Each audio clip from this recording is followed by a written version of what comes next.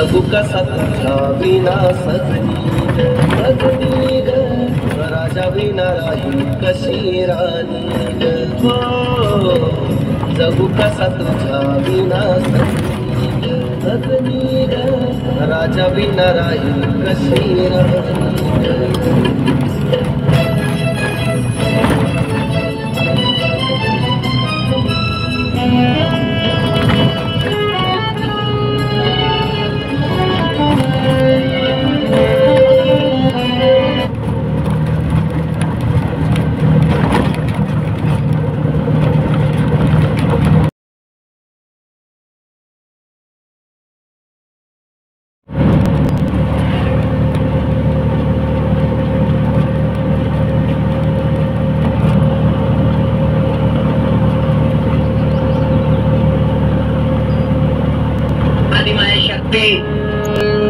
ही मूळ सती आहे सती.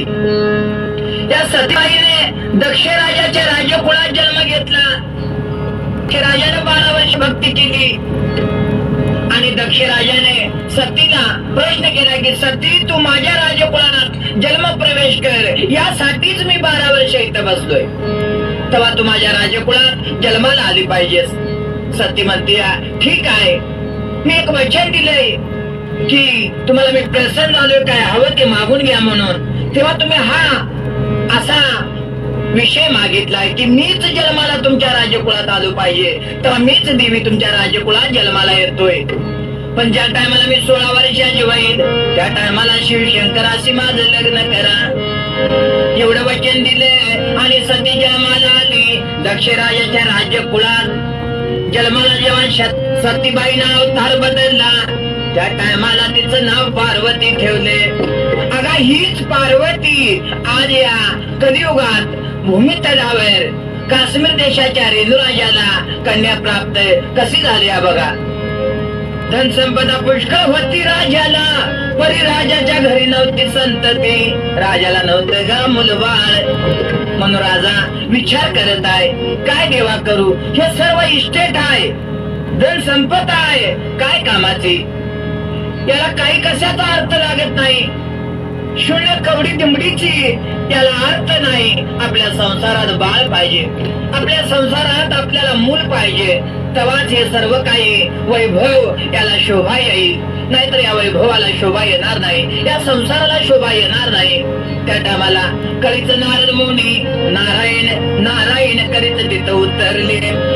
रेणुराजाला म्हणत आहेत राजा अरे बाबा ही धन संपदा काही कामाची नाही तर आपल्याला संतती पाहिजे आहे बाळ पाहिजे आहे. राजा अरे तो राजाचा राजा म्हणून आतापर्यंत तुला देवच नाही कळाला. पण त्याच्यातला एक अर्थ आहे देवाच्या दाराला गिद्दी चौकट कोट्यावधी जरी असला कुणी राजा जरी असला तरी देवाला तो शरण गेला पाहिजे. देवाच्या देवळात जाता वेळी तो वाकूनच गेला पाहिजे थोडाफार तो नमला पाहिजे. यासाठी देवाच्या दाराला गिद्दी चौकट आहे. राजा देव आहे तुला नाही कळणार. राजा अरे ते देव असा आहे जरी स्थळी काष्टी पाशाने भरून उरलेला आहे. त्याला आकार नाही त्याला उखार नाही त्याला रंग नाही त्याला रूप नाही. देव भक्तांची मन जाणत असतोय भक्तांची मन बघत असतोय. भक्तीला भुख्यावलेला तो देव आहे. राजा कुठल्या तर देवाची भक्ती कर तुला शक्ती मिळेल. एवढं नारद मुनींनी जेव्हा सांगितले तेव्हा त्या राजाचं डोळं गाव उघडले गेले. राजाचं मन उघडले गेले. राजा आवड आवडती दोघी बायका राजाच्या आवड